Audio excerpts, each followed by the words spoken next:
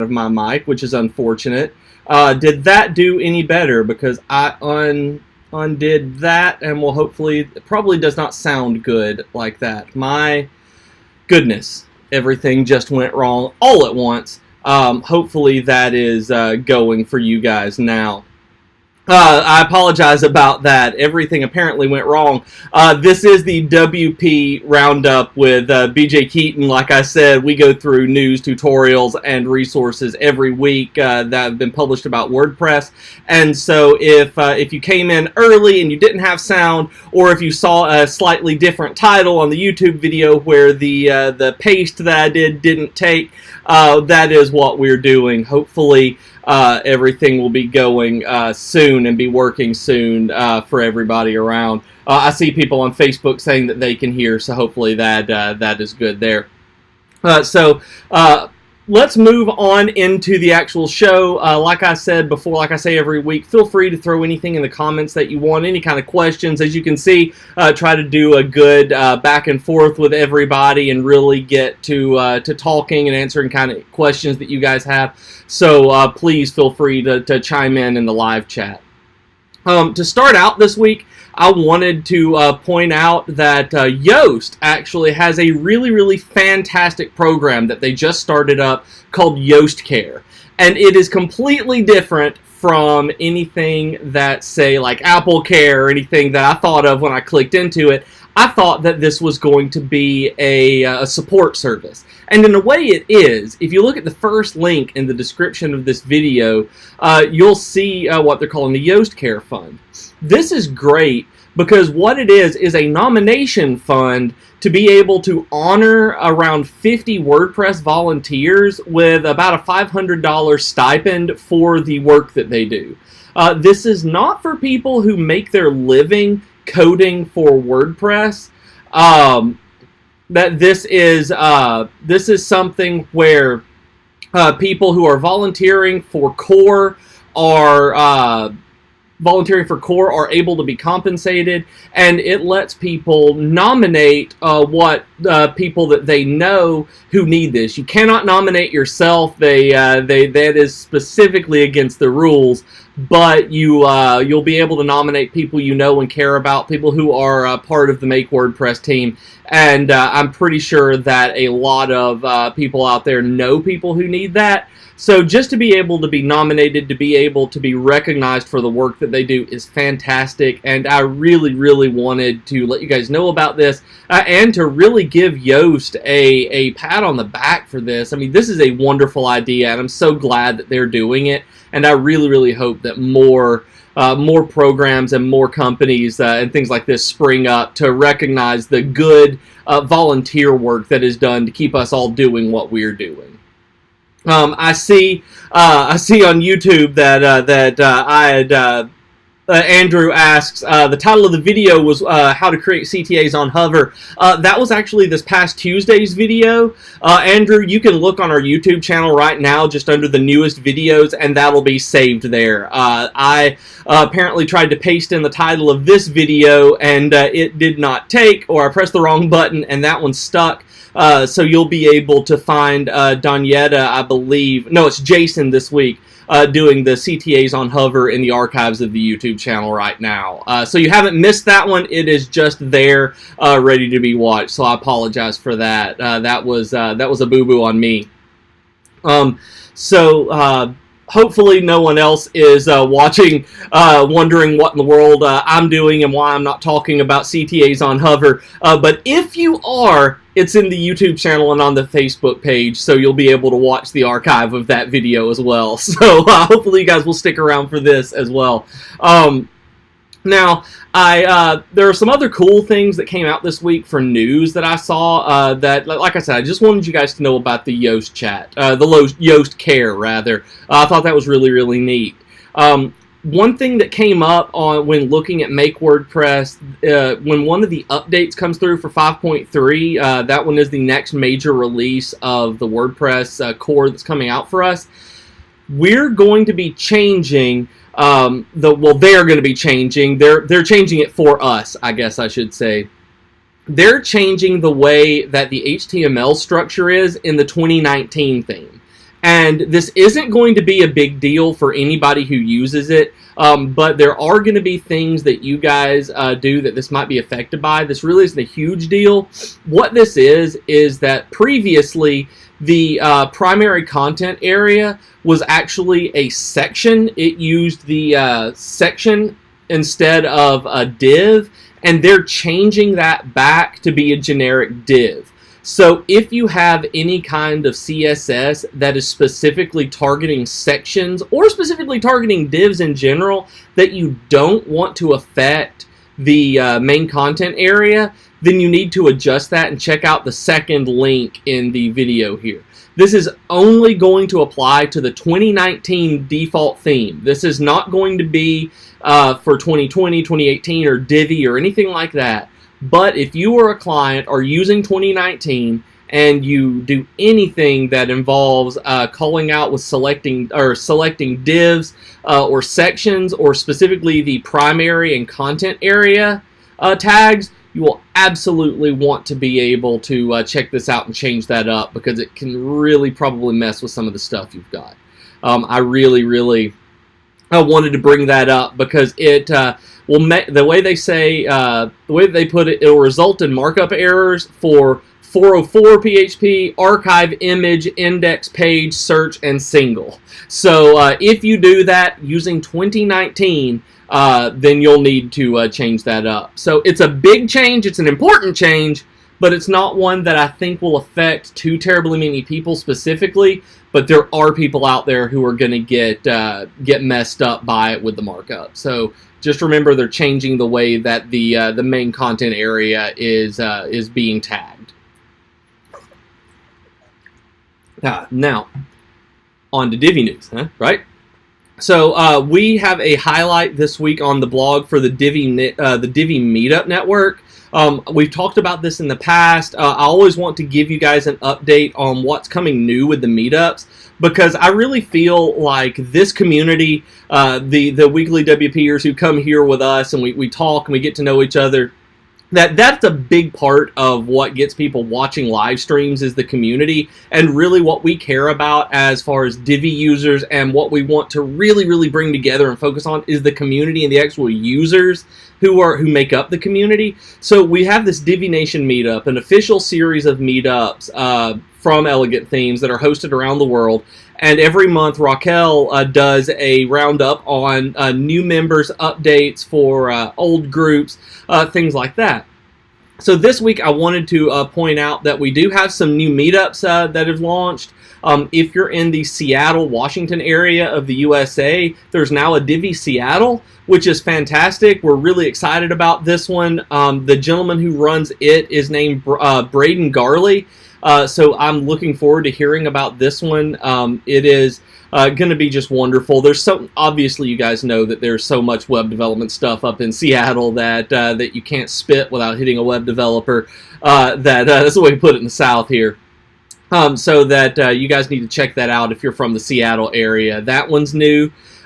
There's a new one in Cairo, Egypt. So if you're around there, that might be a good idea to check out. That it is Mohammed Sobi is running it, and he's a front-end developer and is going to be running the official Divi group there. So I don't think we've had any in that particular area, in that particular, I don't want to say region, but that particular locality for a while. So I think that you guys who are near there will be able to travel in and really have some good stuff going on in Cairo. And then in Owerri, Nigeria, I'm mispronouncing that, I'm almost certain, there's a new Divi meetup. So if anybody is in Nigeria, in Owerri, Hillary Goodness is running it. And he has been making use of Divi for the past 3 years, so he knows what he's doing. There's so many people in these communities who do know what they're doing, who really we can build off of one another to really get this kind of community going. And so there's Owerri, Nigeria, Cairo, Egypt, and Seattle, Washington are 3 new ones this month that we really are proud of and that we want to get people to. And in addition excuse me. In addition, they call out, Raquel calls out the Divi Bucks Bucks County, Pennsylvania. They've had some Columbus, Ohio, with our content manager Nathan Weller. He is doing one. They've had 2 already. There's Gulfport, Mississippi. So if you're on the Gulf Coast, head on over to Mississippi and get in with some Diviers. London, Ontario, and Canada. Mexico City, Milwaukee, Wisconsin, Phoenix, Arizona with Raquel, Valencia, Spain, all have updates in this post. So I'm really excited that we've got so many things going on that Raquel can show us. So I'm really excited to have all of these Divi Nation meetups going on out there, and we are always looking for more.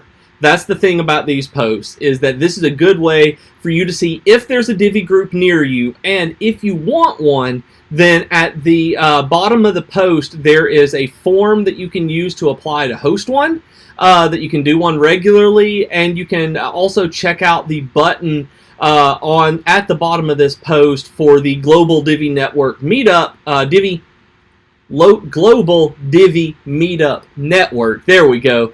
And see wherever they are, because they are worldwide and we have them all over. So I hope that you guys get a chance to check that out and really hang out with some Diviers, because if you've never been to a Divi meetup and you've never really just hung out as a group, like learning things in this kind of personal atmosphere, they're wonderful. So I love doing WordPress meetups like this. So y'all check that out and really give it a shot if you haven't thought about it before. I'm glad to see everybody's in. Seeing a lot of people coming in the last few minutes. Madalena's here. Tobias from Denmark. Video from Venice Beach. Gary on YouTube. Hello, everybody. It's fantastic to see you guys here. Thank you for coming in and spending your Friday with us. The news this week was quick and good and exciting. I thought, being able to give back through Yoast Care was great. Them changing 2019 into having divs instead of sections was pretty important for some people. And then obviously the last thing we covered that you've probably heard was the Divi meetups. So check all of those out in the video description of this under news.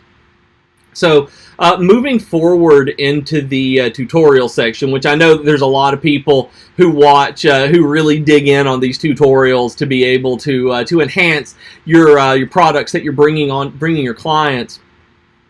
The first one is I always try to do a couple that were published on the Elegant Themes blog during the week, really just to call out stuff there that you can specifically do with Divi.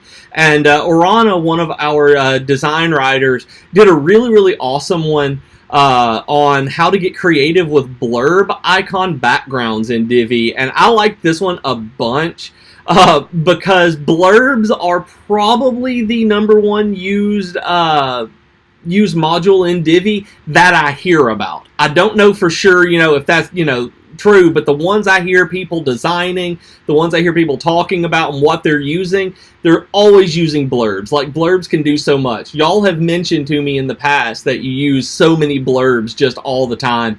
And so it makes me really happy when something like this comes up, where you can just do really neat stuff with like blurb icons, where usually you may be doing something with the body, or you might be doing something with the container or a button. But this one, the design that Orana has is just brilliant. That being able to pull all of the tabs over and pull it to the side, and just highlight it and have the text up and down the side, it's great. It's beautiful, and I know that Orana's been working really closely with Donyetta, and like their Divi wizardry is only going to enhance all of our lives. So Orana is putting out really good stuff, and y'all should keep an eye out on the blog for all the stuff that she does. It's so good.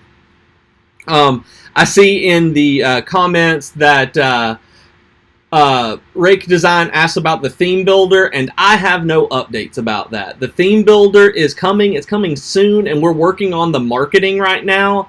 As soon as I have a date on that, I'll let you guys know. but right now I do not have a date. I'm not sure other than soon.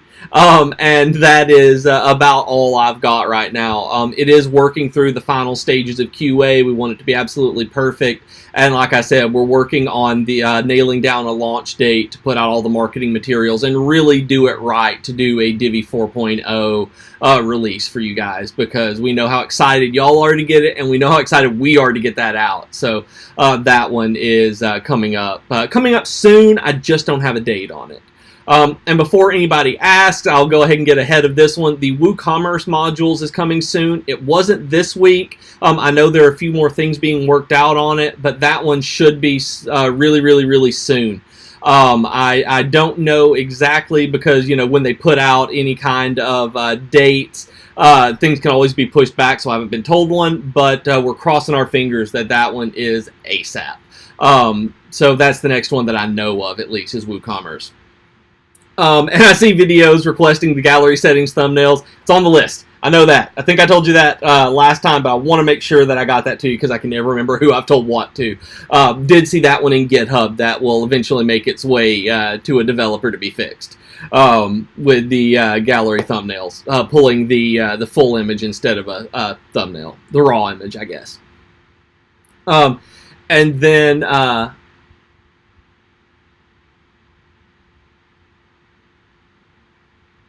Daryl on YouTube says, Nick Roach, the admin, September 3rd, that was 3 days ago, said the builder's coming next week. After that, the countdown to the theme builder starts. Approximately 1 to 3 weeks on the final round of QA testing goes. Thank you, Daryl. I missed him saying that. I thought that the WooCommerce was coming next week, but that one I didn't 100% know for sure, so I wasn't going to say anything, but I'm glad to see that Nick had posted that, so wonderful to hear that.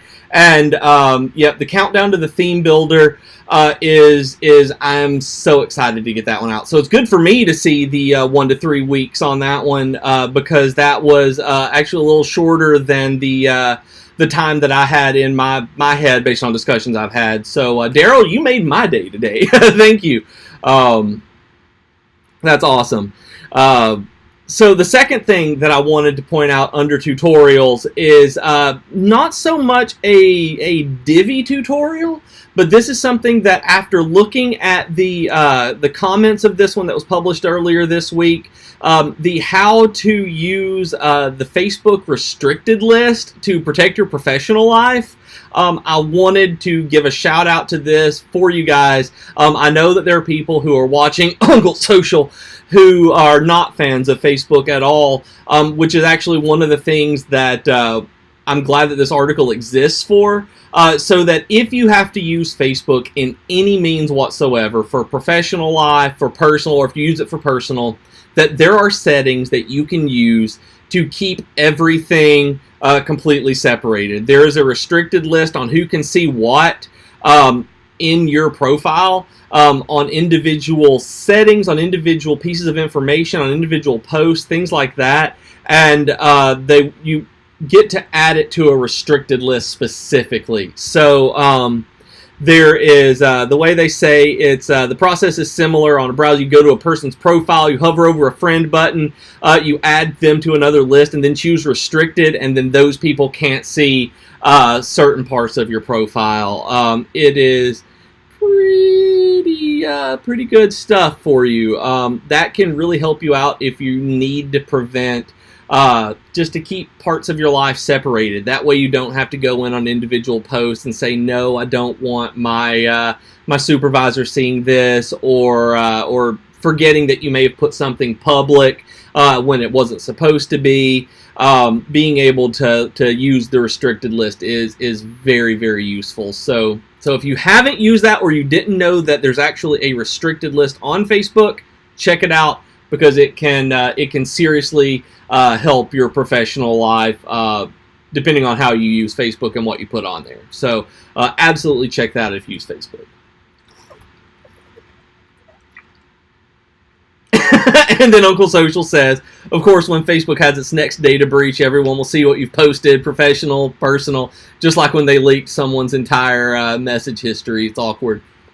It's true. It's not untrue. You are not right. So moving forward just a little bit, I put this one under the skip the next one and then go to the fourth one down. How I Built It is a series of podcasts and a blog done by Joe Casabona. They're really great, and I haven't gotten to listen to this particular episode yet, but it's absolutely in my queue. This one is about building the U.S. State Department's website. Tracy Rotten was going through on what it's like to build state.gov as a WordPresser. I think that this is going to be a magnificent episode to listen to and really know what goes on. The way Joe puts it in the description is we talk about lots of stuff from the actual development to working on such a huge organization and how to handle working with different corporate cultures. And I think that that's what most interests me about this one, that's going to make me hit the play button when I get a chance to actually sit and listen to a podcast. Because working for these giant corporations and these giant organizations it's completely different than working for yourself or a client or even a medium-sized company. When you get to the level of, working on the U.S. State Department's website, there's definitely going to be some things that are designed by committee. And just knowing how to navigate that kind of minefield can really be helpful. So it's always interesting for me to listen to stuff like this. And I thought you guys would too. So if you have any major contracts coming up, this is probably an episode that you're going to want to listen to, just to know that somebody else has gone through it and done it, and really be able to pick their brain, because I think it's really cool. Then I love the next one under there. How to make blogging fun in 2019. So I want to take a poll. I want to take a straw poll of people in the audience right now. I want you to tell me if you're a content creator, if you blog or have to write for yourself or clients or for your job, and I want you to tell me what you do to keep yourself from getting bored. I really want to know what you guys do day in and day out to kind of refresh that writing and content creation that you do. Like, how many of you run into some kind of, oh my goodness, not this again kind of mentality in your content creation? Because that's one of the things that really connected me with this article. Because sometimes you absolutely have to do something different to change the way that you think about the articles that you're writing, the copy that you're writing. Maybe you are writing an about page for the seventh yoga studio in a row, and you just don't know how to say anything else, how to say it in a different way. Whatever it is, there are ways to make any kind of content that you're writing new and make it fun again. And the first one that they talk about is to learn something new. And when you're having to come up with ideas to create your own content, this is my number one thing, is making sure that what I'm writing about, if I get to choose my own topics and I put it in there, I'm putting something out there that I'm creating that I don't know about, that I'm able to learn something from, that I'm not just rehashing the same thing that I've been doing for the last 15 years. I want to learn something new. I don't want to write blogs about Beowulf. I don't want to write blogs about Hamlet. I've taught those so much. I know Hamlet and Beowulf in this literature from being an English teacher. So when I got a chance to move into tech here and I get to pick this, it's like, I'm going to pick things that let me learn. I'm going to go through articles and write content that actually lets me learn as I go through, and that gets me excited about it. Tobias says writing about subjects that interest him, and being a team of six people, they take turns on the blog, and that is a great idea because there's something to be said about being the sole content creator for a company. That if you're the only one writing, it's very easy to burn out. So being able to take the time off and do that and really cycle it out, that helps. writing about subjects that interest you. That's one of the things that this article actually talks about is, your new interest can be anything, whatever that is, whatever you want it to be, as long as you can tie it back to your topic there. They talk about using different media to convey different content. Maybe make a podcast out of the blog, or make a YouTube video. My number one here, it's number 3, but it's probably my number one is sorry, I got distracted by Uncle Social's comment. The number one to me, their number 3, is interacting with the audience. And you see what I did there? I got distracted because I was interacting with the audience. When I was talking about interacting with the audience, it's a thing. But that's what it is. Like, interacting with the audience, talking with you guys on live chat here, interacting on Twitter, being able to go onto Discord or Slack and be able to talk with people and get your feedback and really get to know you as people rather than just as Divi user. That helps a lot. And that makes me and other people really want to get deeper into the content and produce content that makes your life and job easier.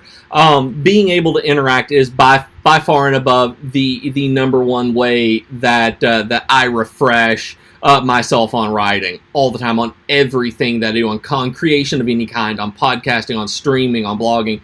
It all does come down to when I hear about something impacting someone else or having an impact on someone else. It makes me really, really excited. And that said, here is your Professor Beej grammar lesson for the day. I said that make sure that something is impacting someone else, how something impacts somebody else. Grammatically, impact isn't a verb. So you actually can't, something can't impact something else. Something, it has to be acted on. So something has to have an impact. It's a noun. So if you're writing and you actually do that, just so you know, it's not a verb. I do it all the time. We all use impact like a verb, so it's going to be listed as one in the dictionary coming, if it's not already. But when I was taught and going through all of that, impact's not a verb. So you're supposed to say something has an impact, or so-and-so has this impact on me because of da-da-da. So, yeah. And I see Uncle Daryl Jordan said, I'm starting to count how many times Uncle Social distracts me, and it's true, he is a bad influence. Uncle Social says, James from Top Gear in 1992 was sacked as the writer from Autocar magazine after it turned out that the first letter of every section of a big feature he wrote... Sorry. He was sacked as a writer because it turned out that the first letter of every section of a big feature that he wrote spelt out a rude insult. That is a great way to make blogging fun. To be able to hide hidden messages in there.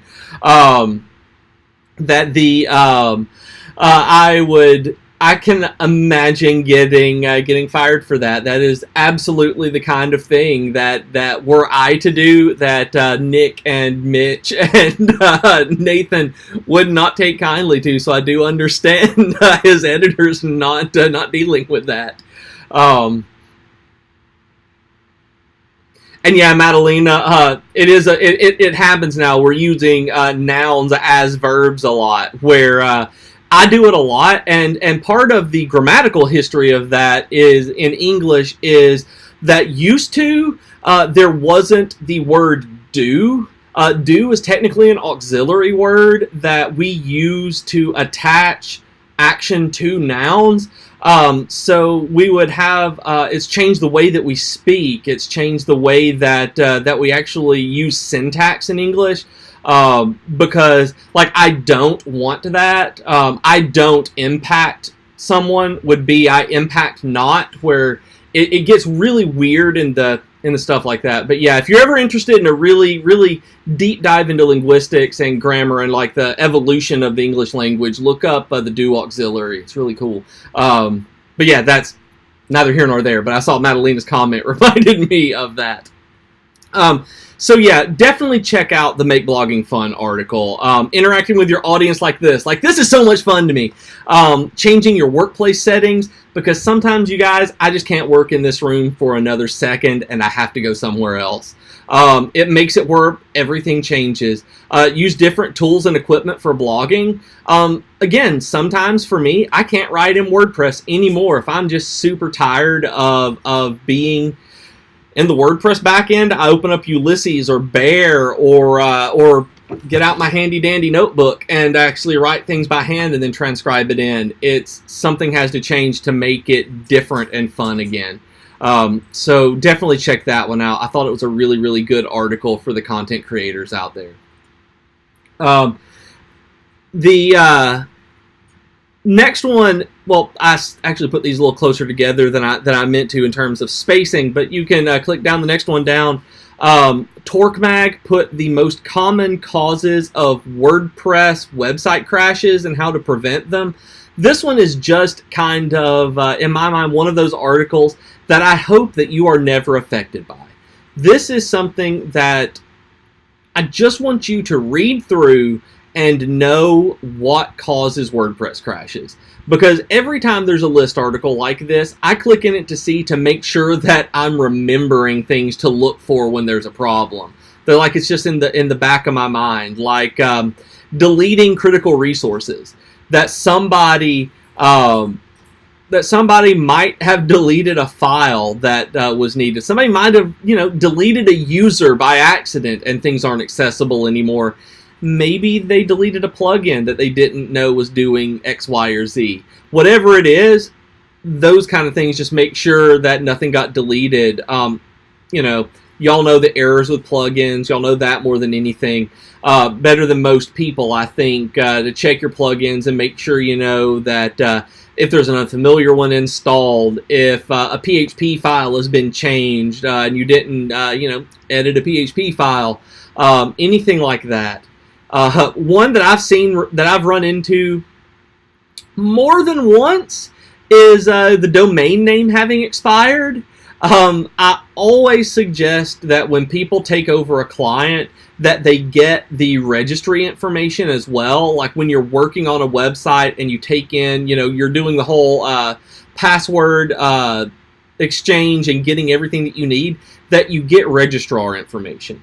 That you can go in and make sure that website is going to still be there by the end of your contract. That you go in and make sure that the DNS is okay, you make sure that all redirects and all, CNAME records and everything are fine, that you want to make sure that there is still money on it. I mean, the website doesn't matter all the work you do if the website's URL goes down and you have to go through the process of getting it launched again and going through the whole process. It's a pain. Get the information and look. I mean, that's all you have to do. They talk about traffic surges. This one's big. This is the time of year where I want to really emphatically remind you guys that Black Friday is coming, like they talk about in this. They talk about Black Friday and Cyber Monday. So all of our websites are going to get hit with an exponentially higher amount of traffic than we're used to. Because of that, we're all going to be running Black Friday sales. Like every person out there is going to do something on Black Friday, I'm sure, to be able to take advantage of people just wanting to give you money for something. So, with that, check your host. Whatever host you or a client are running, when you're about to do a big promotion, check and make sure that your host can handle that. Because one of the big things that happens all the time is that your host can handle that big of an uptick if they had known about it. That they have to allocate those resources perhaps in front of the surge, so you can let them know to be like, hey, I'm on a shared server, but we're going to be doing this sale. I don't want it to crash. Their support team can handle that. Just make sure that if, as William puts it on the, William puts it on YouTube, it's death by success. It really is. When your site crashes because you are doing something so well, it is still your site crashing. Check it out beforehand. It can be a week beforehand. Just put in a ticket, be like, hey, check it and make sure. If you are not on a reliable host, get on one. There are affordable hosts that are reliable. I really, really, really want people to be on good hosts. That if your host doesn't get back to you about something like that when you contact them, maybe a good idea to look for a different host, because hosting companies are the one thing that we can only control on the outside. We can control which one we go with. We cannot control anything else really about it, so we have to trust them. So we need to make sure that we're putting our money somewhere it deserves to be. Tobias says using SiteGround VPS cloud hosting, there should be no issue with handling all the Black Friday traffic, and you're absolutely right. I've seen stuff from on DigitalOcean droplets that people have put up just specifically for Black Friday to have to, like, they expanded their droplet just for that. When you get that kind of nuanced control, that helps a lot.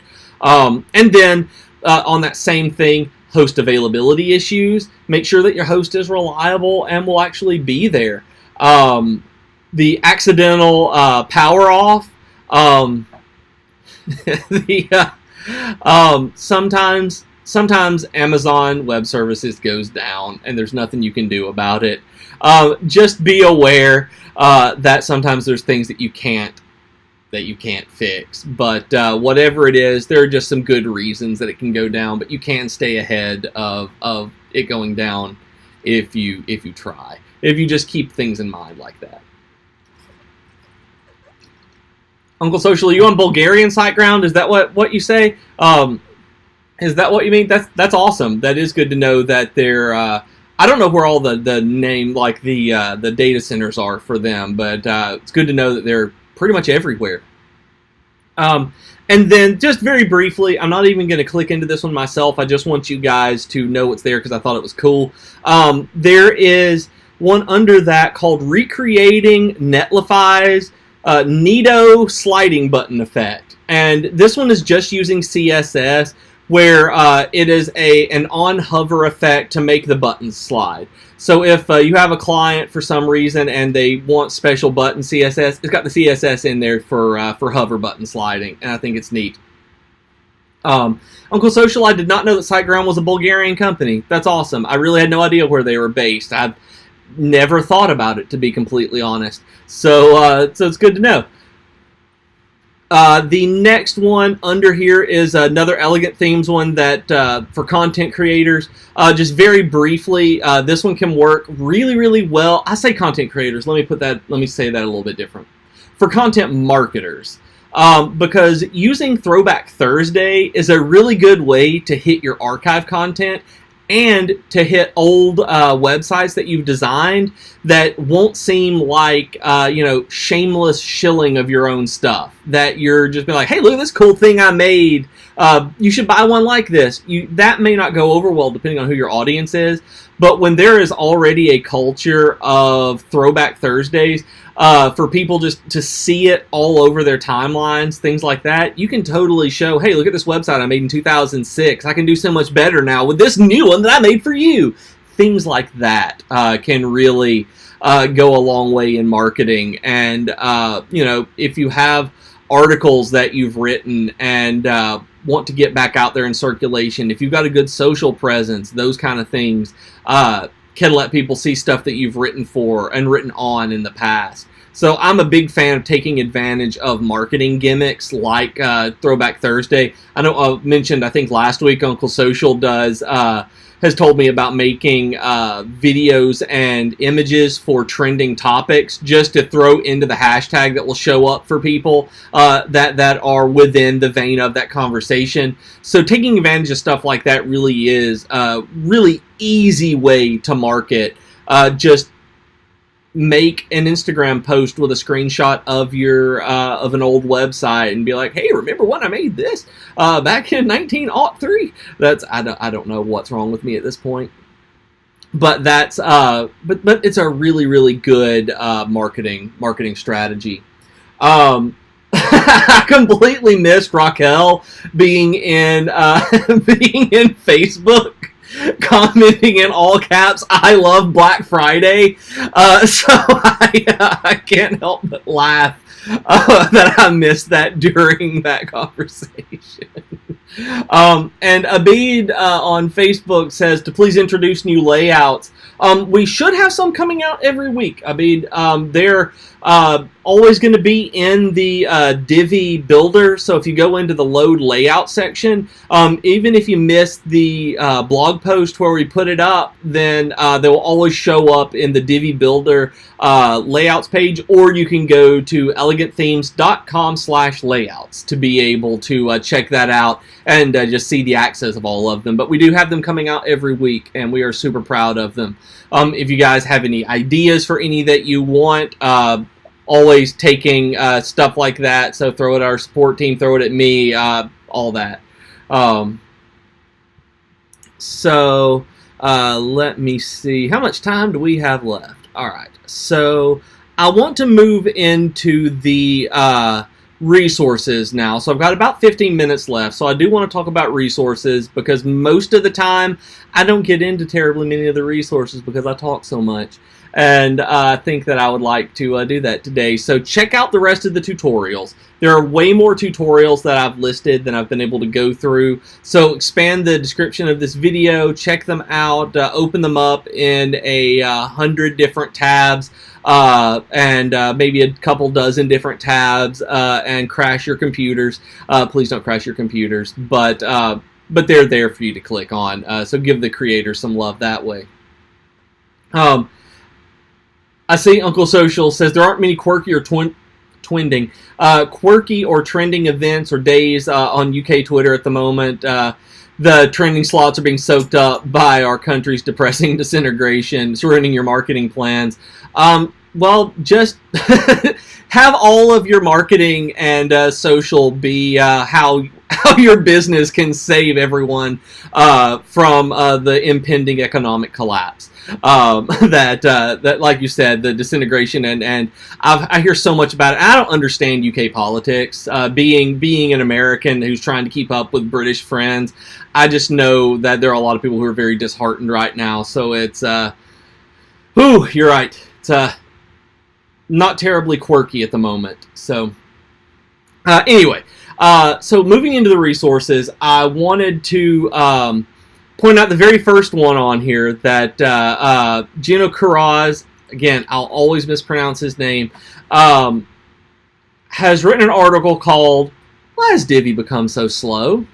And so I see this article, right? I see this in my feed, and I click into it and I read it, and I'm like, okay, Gino, I know you're a Divi guy. I mean, I know you're good on Divi. So what's up? And so I read this. And I see that he is talking about what the release dates, the latest updates and what the release notes look like. He goes through and is like, is Divi getting slower or is it just me? He looks at December 2018, about 9 months ago, where we did some major functionality improvements to the theme core files, including the way the classic builder loads, which was great. And then that, we just kept updating, but it kept getting slower and slower for him. And then he was like, oh, I still use the classic builder. And he said he went on, I think it was Facebook, one of the Divi Facebook groups, and he said there was a long thread of people talking about this. And Nick got in there and said, and this is the quote, be sure to switch to the new Divi Builder experience. The classic builder is getting slower with age. It's built on old technology that isn't meant to scale, while the new Divi Builder experience is the default experience for Divi and is only active if you have chosen not to switch on an old website. It's faster and comes with years of new features, which is why I wanted to bring this up. Because until this,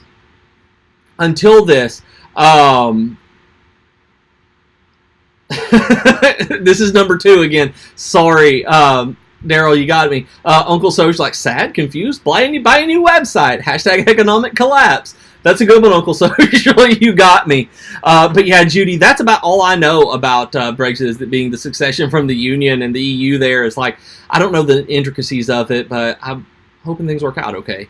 But anyway, yeah, that distracted me when I saw that. But Nick did on here and got on there, said that, and was like, try the new one. And this is the reason I brought this up, is because Gino has been working in the Classic Builder, in the back-end builder until now, and he switched. And he switched with the new builder experience and loves it. So this is me pointing out that I thought I was going to be reading an article about someone who has been a Divi spokesperson, like very outspoken about what the theme can do, and be like, oh, it's slow now. It's like, no, it's not. It's even better than it used to be. And I get reading this, and it makes me really, really happy, because he talks about the wireframe mode and being able to do so much stuff with it. And it is faster, y'all. I pointed this out also because I know you guys, some of you guys aren't using the new Divi layout, the new builder experience. And I really want you to try it out. Try it out for me. I really want you to try it.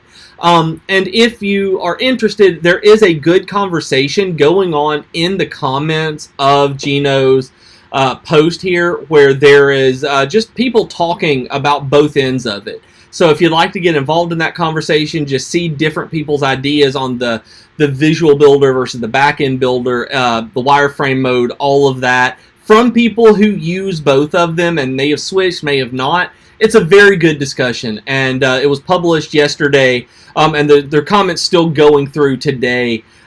Is a really it's a really good conversation. I think you guys would like the conversation. I also think that you guys would really, really like the new Divi Builder, because I do so much.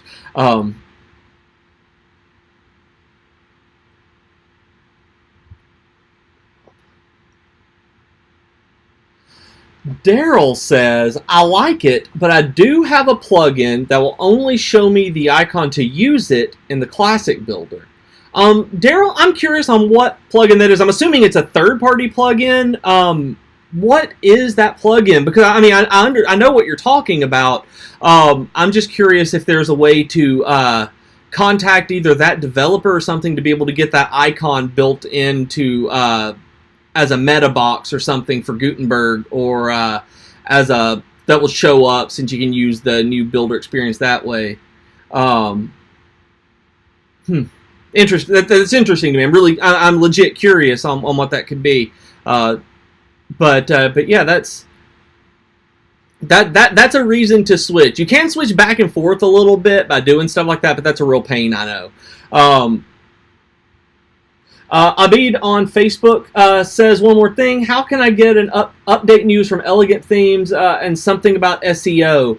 I'm not quite sure I understand the question, Abid, but if you could elaborate just a little bit, I'd be happy to answer it to the best I can. If you're looking for update news from Elegant Themes, like when new stuff comes out, you can check out the blog at elegantthemes.com/blog. We have a newsletter that you can sign up for there, sign up for our emails, and we have a Divi Daily and lists that we put out where you'll get emails for any new features and things like that come out, and any new posts.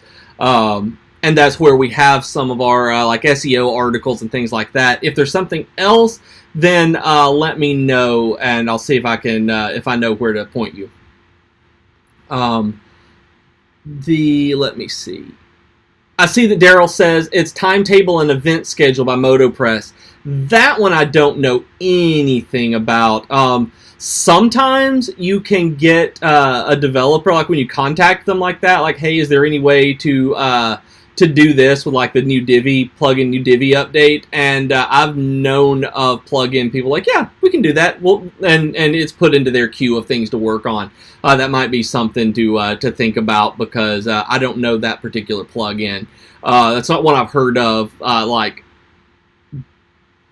people having that kind of issue before, but a lot of different companies have been really, really cool about that.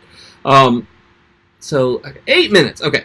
So just very briefly, I'm going to run down what I've got here in the resource and see what we can do. Torque has 5 of the best WordPress development environment options, where they break down, like, just look for, just that. Like, how do you want to work on WordPress? They talk about WP Sandbox and desktop server, local by Flywheel, varying vagrants, which I've never used, but now that I have seen it from this particular article, I'm definitely going to be trying, because I haven't used Vagrant, and it's a container.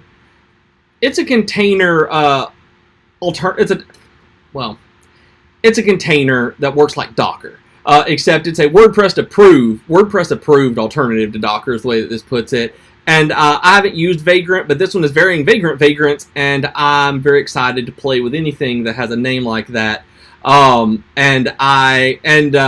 says that VVV is used by Core a lot, and that's really cool. Like, I somehow, until right now, William, have never seen hide nor hair of this. I've never seen mention of VVV. Obviously Vagrant, yes. I mean, I knew all about Vagrant. VVV itself is like, no, you don't need to know about that, BJ, and the internet has never mentioned it to me. So now I'm going to be playing with this, because this week I've been trying to play a lot with different things on different virtual environments and different local environments. So that one's just going to go, like, slide right in.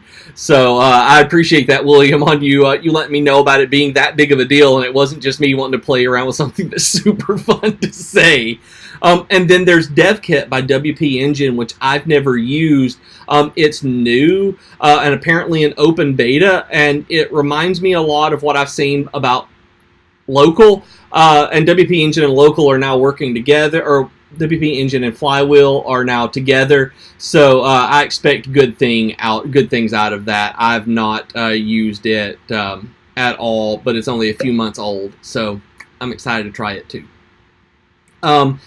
That said, there is a Velocitized talk on from Andrew Lindsay of HubSpot, talking about collaboration and reimagining customer experience. If you've never listened to any of the Velocitized talks, interviews, and videos that they've done, these are great. Velocitized is an absolutely amazing tech publication online, and you should totally be listening to these videos.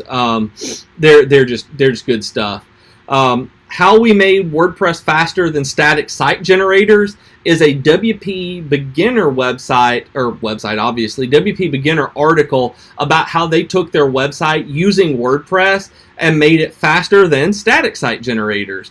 And it's a case study. That's the thing. It goes through specifically what they did to do this so that you guys can then replicate the process and do the same thing. So I thought that one was super, super interesting, and would definitely be a click for some of you guys. And then the last one on the list is 5 cool things that you can do with a local installation of WordPress, which is always fun. Y'all know I love list posts, and I'm one of those guys. Like creating staging sites, learning to code. I've broken so many websites by using local development as opposed to doing something live, because I just wipe it. It makes theme and plugin development faster. They talk about building an internal productivity app, which is really cool and really interesting to use. And then they talk about teaching someone WordPress.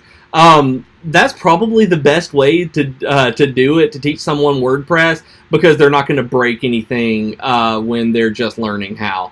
I think that one's going to be that was a really good idea for people. But I wanted to finish up with a Sucuri article that is, what is cryptocurrency mining malware?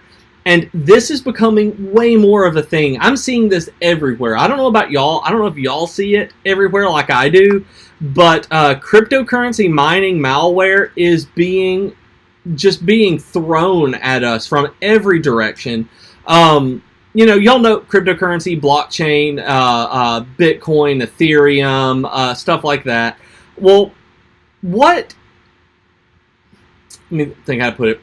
What happens is that the malware somehow takes over your computer's CPU or GPU against your knowledge, and then funnels your system's resources to mining for cryptocurrency for these people. So your computer and resources are going toward someone else's gain. They're basically they're stealing your cable. I mean, and they're taking what your computer is doing and using it for themselves without your permission. It's really stinky. William Patton said, I've never seen this happen, but he said he sees crypto malware every day, and that poor little phones melt. I do not doubt that at all when it's being when you hit a really hard miner like that, because the ones I've seen have been really sneaky, that they take 1 or 2% of the CPU, and that's all that they do to keep on the down low. That they just stay under the radar at 1% of the computer's CPU or so, and then just try to get it everywhere. I haven't seen one that has made a phone melt, but I know they're out there. Like, they'll just be like, okay, we're doing this, and take up all your resources. I was actually scared last week that I had something on my computer when the stream was lagging really badly.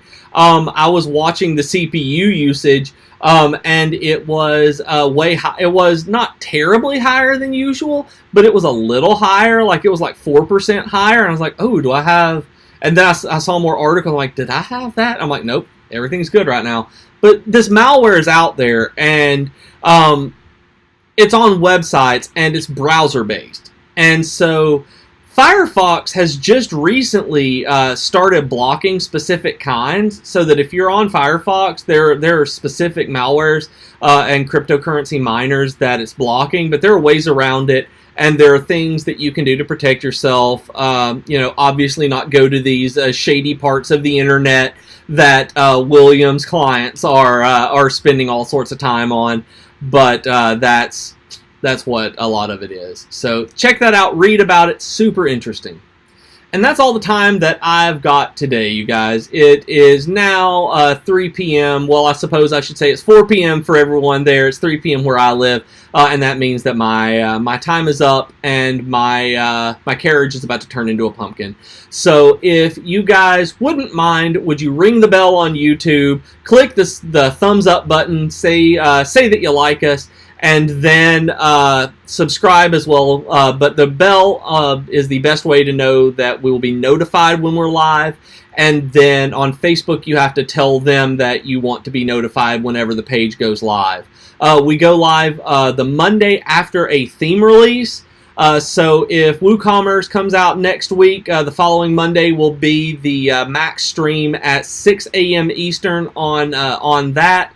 We always do a Tuesday afternoon live stream at 3 p.m. Eastern, which is a use case on using Divi in some way. Those of you who tuned in and have seen the YouTube title for the Hover CTAs, that's where that came from. And then every Friday afternoon, we do this. We get together and we talk about news about WordPress for an hour. So you guys have an absolute fantastic week. I hope your weekend is magnificent.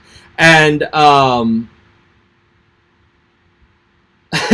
again, that's 3, Daryl. I hope you guys have a magnificent weekend. Everything is great in your lives and your week. And I see Uncle Soda says, before I go, I see Firefox is on fire when it comes to privacy protection and malware defense. I really should make it my main browser. That's why it became my main browser, actually, Uncle Social. I saw some stuff about what it was doing automatically that I didn't need extensions for, and swap. That was what did it for me. I see you guys. I'll see you guys next week. I like you too, Madalena. I like you all so very much. We will see you guys next Friday. Bye, everyone.